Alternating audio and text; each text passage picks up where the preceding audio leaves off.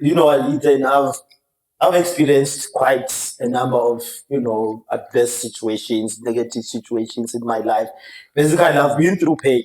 I've been through pain, and somehow it was supposed to crush me. And I don't know how I grew from that. So, what do you think? Why do you think other people grow from pain? I think that the main reason why I think a lot of people don't grow from pain is mostly due to the fact that they think that they're the only ones experiencing it. And pain is something that everyone experiences. Rich, poor, good looking, unattractive, anyone from any position, any economic or social position, everyone experiences pain, regardless of where you are on the map. And I think that it's just also mainly due to the fact that people don't talk about it. Like we're very slow to want to tell people already, oh no, that girl I like rejected me. I went for this job interview and they didn't call back, or I applied to this My childhood university, I didn't traumas, get in. maybe. Exactly. Or growing up, my family didn't necessarily treat me the best. We're very slow to talk about those things. And people who are experiencing those things tend to feel like they're the only ones experiencing it. Whereas I think that those people end up on the other side of pain where they actually prevail and grow and become successful, actually end up realizing that this is something that a lot of people actually experience. Like I'm not the first and the last person So, to how ever go does through talking this. about pain help you to outgrow it or help you to go through it I think instead of being stuck? I think temporarily it provides some kind of relief and awareness to it for you to realize that I'm actually not the only one going through this, or I'm not the first and the last person to have experienced this. Like I won't be the first and last person to go to apply for a job and get rejected. Like that's just something that's The, inevitable. the other day, we were talking about how people have or tend not to be private about certain issues in their lives. So, talking about pain, isn't that sort of like overstepping that boundary Not, of nec- your privacy? not Or necessarily of your privacy. I think it depends on the setting.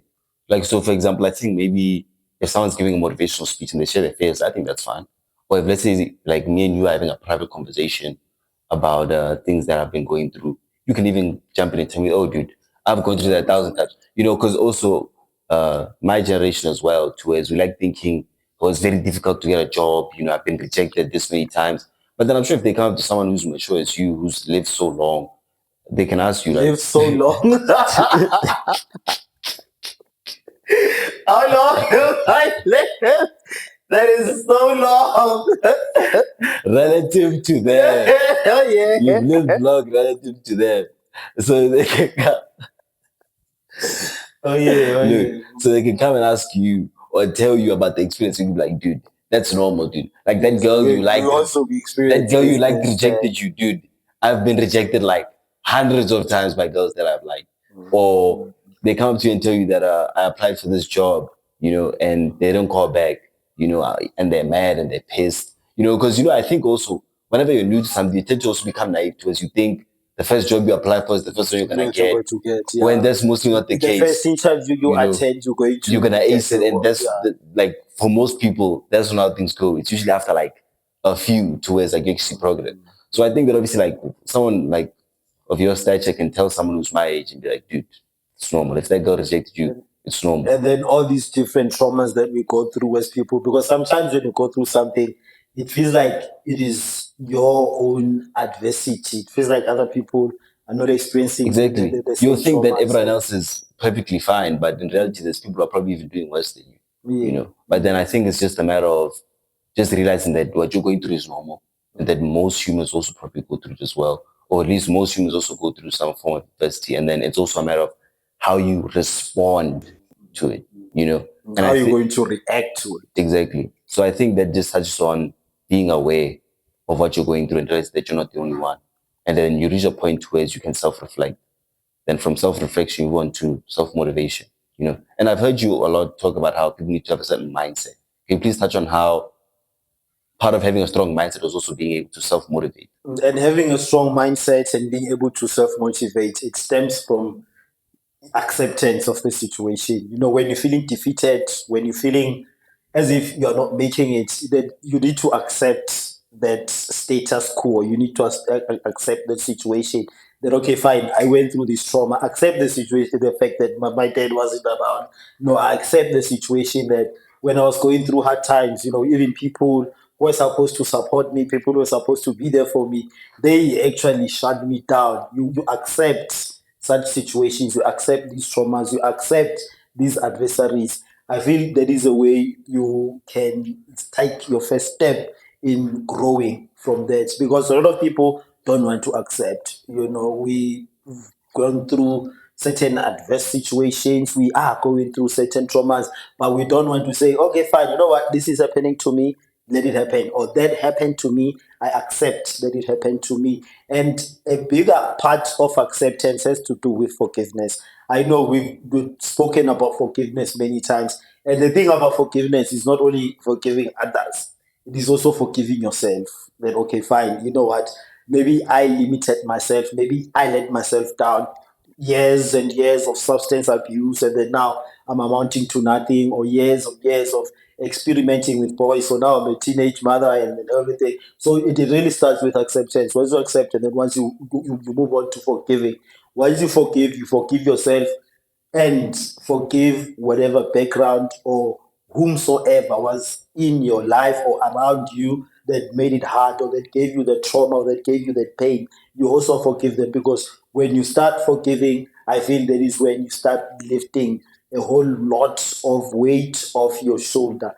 And with forgiveness, I've always emphasized this. I know we have different traumas of people. We've experienced very diverse situations, traumatic experiences, and all that. But with forgiveness, you are able to recreate yourself, and you are able to sort of like grow from that trauma or grow from that pain. But the problem is, a lot of people don't want to accept, and then in addition to not accepting, they also don't want to forgive. Yeah, and I You're think always holding, a grudge. The people, I grew up without a father, so now things are not going to work out for me in life. These are all self-limiting beliefs. So that's why I'm saying you're just supposed to forgive yourself, and forgive the situation that you find yourself in, and then find a way to grow out of that. Earlier on, we were speaking about how you can turn your adversary into an opportunity. How you can exactly. turn, AK had a song about turning lemons to lemonade.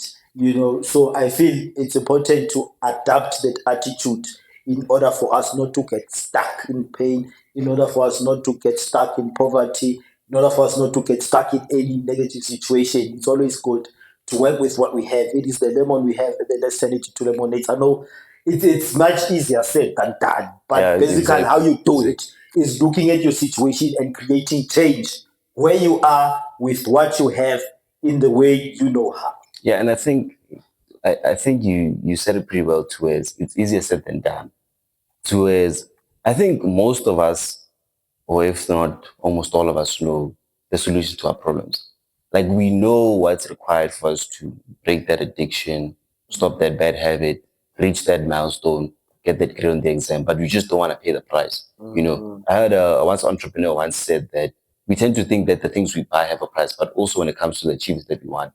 Like for those are the example, price. when you go to the shop and you see that box of cornflakes or that box of chocolates, it has a certain price to it, right? To show that you need to give something of equivalent value, to get that thing. It's the same thing with your goals, too. Whereas I think we don't think of it like that because the thing that we don't see the price physically. So, for example, that goal to, for example, get on that podium and graduate and receive that degree, there's a certain price that it has towards it's probably X amount of hours, this many practice tests, this many exams you need to pass. But the thing is, you don't see it clearly.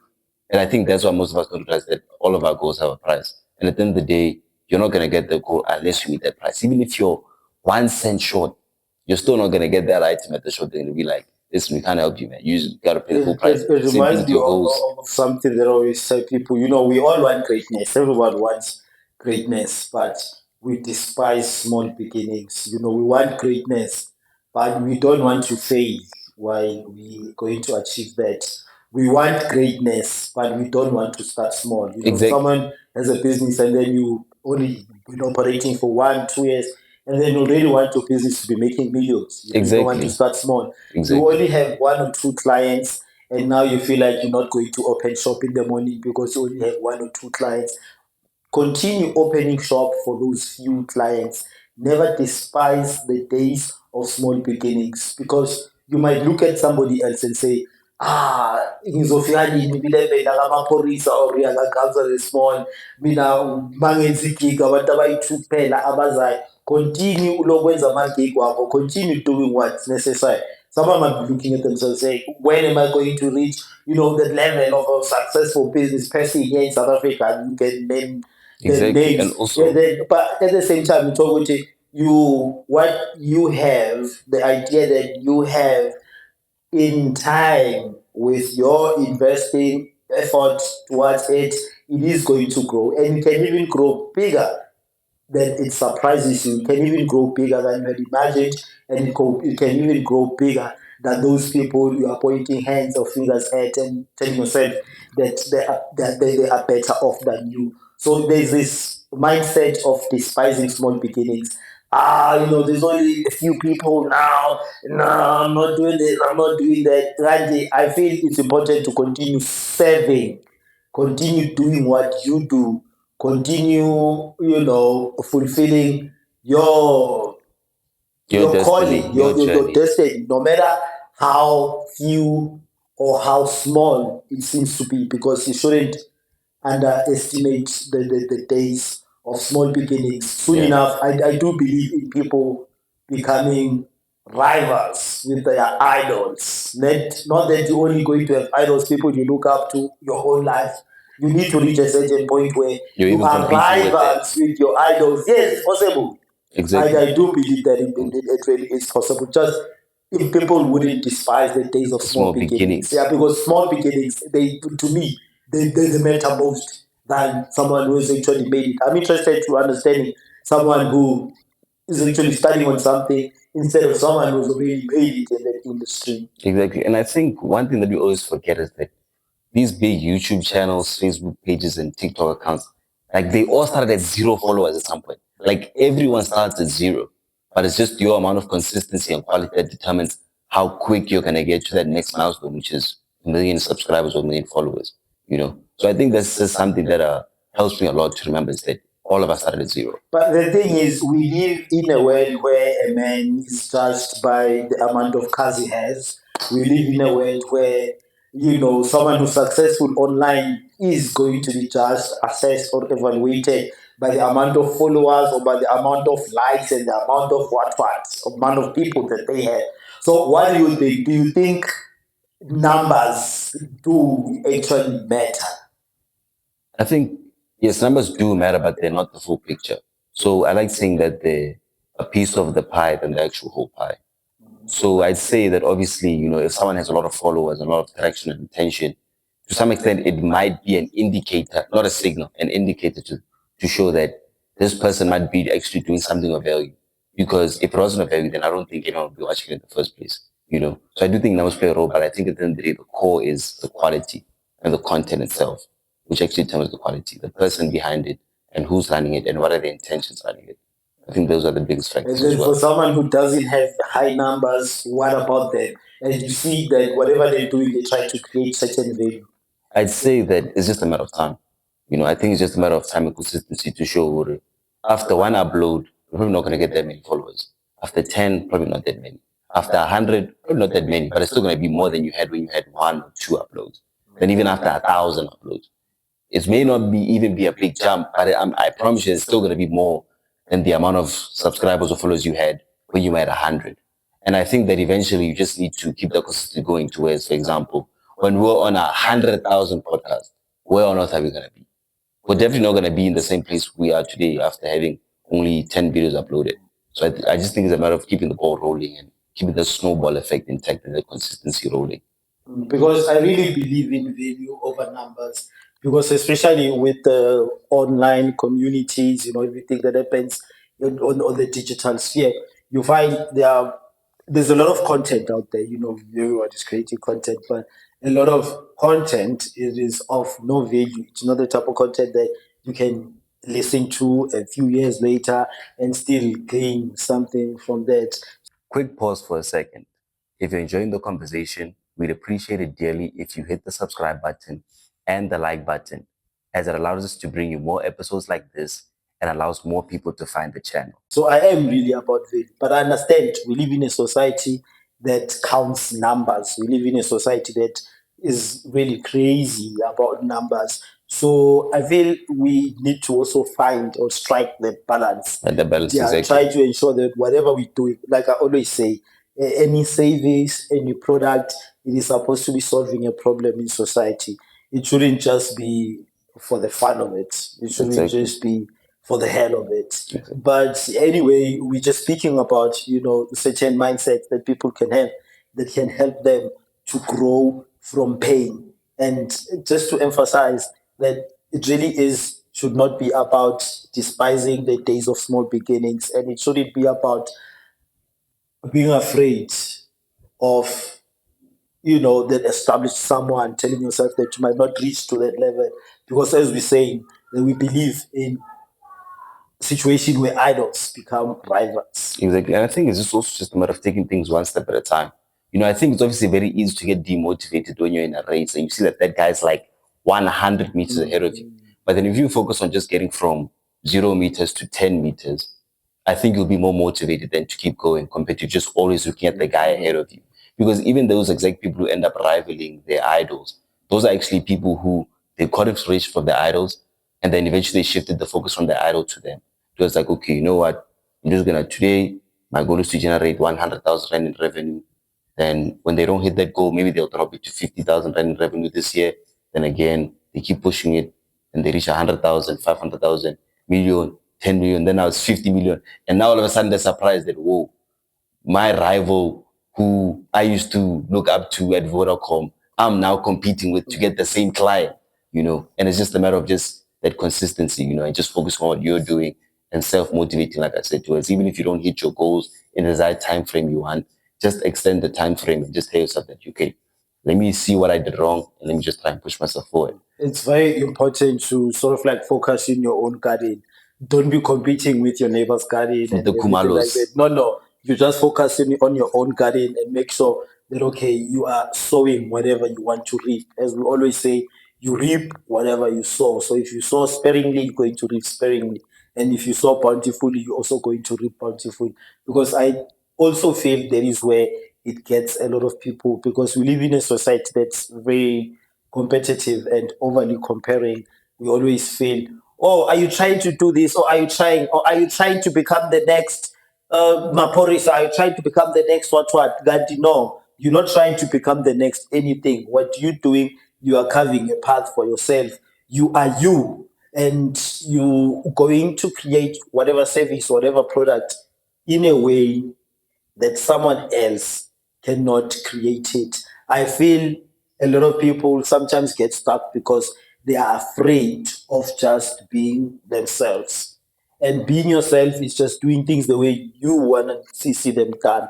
And being yourself is, as I said, it's accepting yourself the way you are and making sure that you show up, making sure that you put in that effort the way that you can do it. So I feel a lot of people always try to become someone else. A lot of people are running away from who they are.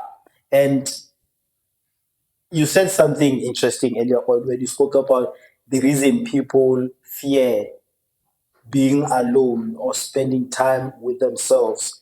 I feel that is also connected to the fear of being original, or the fear of being true to yourself, the fear of being the real person that you are. So why do you think many times people can't or afraid of being by themselves? I think that people are afraid of being by themselves is mainly due to the fact that a lot of us have our own unique traits and a lot of us have our own unique opinions. And that's what makes us different to everyone else. The difference between you and I is the fact that you have your own mind and your own beliefs and your own behaviors, and I also have my own. So I think that now, as a society, obviously, for us to be able to function, a lot of us have to do the exact same things. But then sometimes you tend to take that mindset into things where it's not required. Like, yes, everyone needs to either, work a job or start a business, things of that nature. But then when it comes to our personalities, we all necessarily need to talk the same and we all don't necessarily need to dress the same or behave the same. So I just think that obviously as a human, there's these biological mechanisms that make you feel like you're going to get rejected if you dress this way that's very different to everyone else. It's kind of like feeling like you're showing up to an all-white party in a black t-shirt, like you feel like an outcast, when in reality, it's not like that. It's not set in stone that you need to be like everyone else around you. And I think just using your own consciousness to override your biology to say, "Okay, I can be myself, and this is going to attract people who align with who I truly am," is what's going to push me forward. And funny enough, even when it comes to the biggest innovations in business, like for example, Steve Jobs' idea of creating the iPhone, a lot of people probably thought that, oh, this guy's doing is probably not going to work. We have so many cell phones. Exactly. And it's like we have computers and these things. What makes you think that you can make a computer that's this small that people can use around? But then he had to actually start that trend. Him and the group of people he was around who were like-minded. And if he was never himself, or even voiced that idea that he had in his head, he wouldn't be where he is today. So I think it's just a matter of understanding that you need to be yourself. And sometimes your unique ideas are what's going to make you your first million, like you've said in previous episodes. Yes. So, but it's something that you have to work on gradually. It's something that with consistency, you're going to see the results. But it's very much important not to fear that, not to fear yourself, and not to fear expressing yourself the way that you want. Exactly.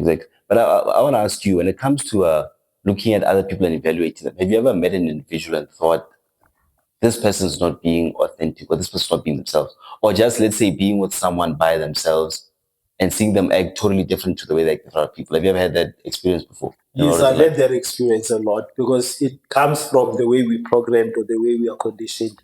That, okay, fine, when I'm with other people in a social space, or when I find myself here, then this is what I need to portray. Maybe many times when you're growing up, your friends are telling you, yeah, you're afraid of girls. You grow up, your siblings are telling you how you are frightened by parents, or you're afraid of being beaten up. Why? Because you're always submissive, and you don't back check, and you always follow your parents' instructions. So all this programming, all this conditioning, it makes us become certain people. So when we are in any situation whatsoever, things that we've heard about ourselves, experiences that we have had, you start acting them out. You start acting them out, and you recall them, and they actually inform how you're going to behave today. There's another reason people are afraid of being by themselves, is because when you're by yourself, that is when you get the opportunity to self-reflect.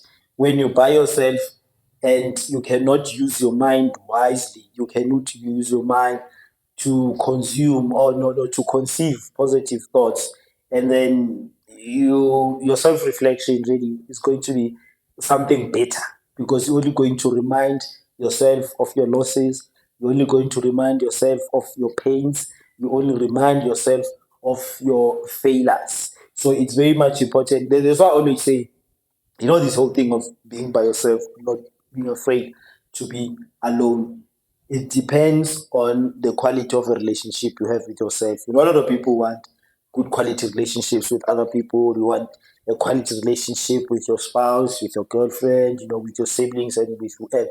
But we forget to have a good quality relationship with yourself. And the reason other people get stuck in pain while others are actually growing from pain, it is because of that quality of a relationship you have with yourself. A good quality relationship with yourself is that of acceptance, accepting your situation. That, what, I find myself in this, there's nothing else I can do. And then it is that of forgiveness. That, okay, it is not about what it was done unto me. It is about how am I going to react, and then take responsibility of yourself. I feel there is a point when you have grown. There is a point when you have really accepted who you are, and you're really not going to be afraid of yourself. Because that is what creates a good relationship with yourself. Exactly. Because you're going to be responsible for your life, and you're not going to hold any grudges against other people. You're just going to accept things for what they are. I'm not trying to tell you that I'm better than anyone else, or I haven't had problems, or I've had it easier throughout my life. No, but what I'm saying is we can all become better people. We can all overcome whatever pains we find ourselves in. But for as long as we have a good relationship with ourselves, you can't wake up in the morning, and then when you look at yourself in the mirror, you see a person that you is don't want to hurt. look at. Yes, you see a person that you don't want to look at. You need to cultivate that positive relationship with yourself. It really is about the quality relationship you have with Mm. yourself. I think you mentioned this about people always being, obviously growing up, you're always told by your parents what to do, or family members or other elders to know what to do. Don't you think that's also one of the reasons why people struggle building relationships with themselves, especially when they're around my age, I can from identify. that 20s range, towards your whole life you've been told what to do. You've been told what time you should wake up, which school you're going to, how you should dress, how you should talk to other people. But then the moment you gain that slight bit of independence towards like, okay, it's time for you to make your own decisions, I think it's very hard for people to trust themselves when making those decisions and build that relationship with themselves, because they've just always been conditioned to just listen to what mama or papa ababuditse, And then sometimes when you're also going through certain challenges in life, the very same people around you, it's instead of being your support structure, they judge you, they mock you, they look at you wrong, And and sometimes it's then even your parents. yeah, You see, and it sometimes is you might, mostly people you in see, your immediate surroundings. and it's like you're trying to do something that's gonna better you, but then the people you've always listened to your whole life are telling you They that don't that thing's see the wrong, better version of yourself. So it's Yeah. very hard to trust yourself there. Yes. It really is about understanding the way people think and understanding the way how the world operates. You understand? People would always have an older version of your failures in as much as you also remember your failures. But once you have forgiven yourself, even when people bring up your failures, you'd be able to get around that. You'd be able to ignore them because you would understand that, okay, fine, that's what I did in the past, and I don't regret it because it assisted me to learn these lessons that I know today. I don't regret going through this because it helped me to get to this position where I know I need to take responsibility of my life, where I know I need to be forgiving. So it also boils down to that how are you going to respond to that? Because people will always have an older version of yourself. But if you keep reinventing yourself, if you keep recreating, you firsthand are going to experience the transformation in your life before anyone else can see it. And for anybody else to actually believe the transformation, you need to believe Need it first. first. Yeah, you need to believe in yourself first. That you know what? Okay, they might have said I'm like this, I'm like that, I'm like that, but I'm not that kind of a person. So this is how I have grown from my pains. This is how I've actually learned to escape, what was supposed to hold me back. So yeah, it really is about the quality relationship with yourself also. But I guess the viewers probably watching this and asking themselves, okay, these guys keep talking about building a relationship to building a relationship self. How do you think the viewers should go about that? Because for me personally, a method that I like using to build a relationship with myself is journaling. Like writing down how I'm feeling, This is what what I'm I'm going going through. through, especially during times when I'm not feeling so well. I write down like, okay, this 1, 2, 3, 4 happened. It made me feel this way. I'm very angry about it, I'm very sad about it. And then while I'm actually journaling, I actually read what I wrote, and then a thought comes into mind, is okay, but what's the solution? Is this in my control? Or Or is it is this those things something that I just need else? to accept and just move on and just hope that I don't repeat the same mistakes that led to that situation happening again? I like what you say about acceptance and then also learning from a situation. I always state that it is important that when you want to cultivate a good relationship with yourself, you need to understand things that you are able to change and take responsibility of those things that you are able to change. And then you need to accept those things that you cannot change. So that is having a good relationship with yourself. And then also having a good relationship of yourself, it is also taking responsibility that okay, if this is what's happening to me, so this is how I am going to react. So that is part of having a good relationship with yourself. You need to speak life into yourself. I've been in I like humor. So sometimes when I'm making or I'm telling humorous stories, I like picking at myself. Not that I think low of myself or anything like that, but that is me when I'm creating humor. But it's important that when you have a good relationship with yourself, you also look at the self talk. Mm. What do you tell yourself in the face of adversary? When you're failing an exam tomorrow, when you're failing a test, what are you going to tell yourself? Is it going to be, oh, EM, you know what, this I failed, I'm a failure, so therefore it's over? Or are you going to tell yourself, okay, fine, let me just try and try again? So it really is about acceptance, it's about responsibility, it is also about self talk. What are you telling yourself? Because now you're grown. You cannot live your life according to what your family has been telling you all the while when you were growing up. And you cannot live your life according to all the feedback that you have been receiving when you're going through different life experiences. You need to recreate, you need to reinvent your life, you need to reinvent the wheel. So that is that positive self talk that you need to give yourself.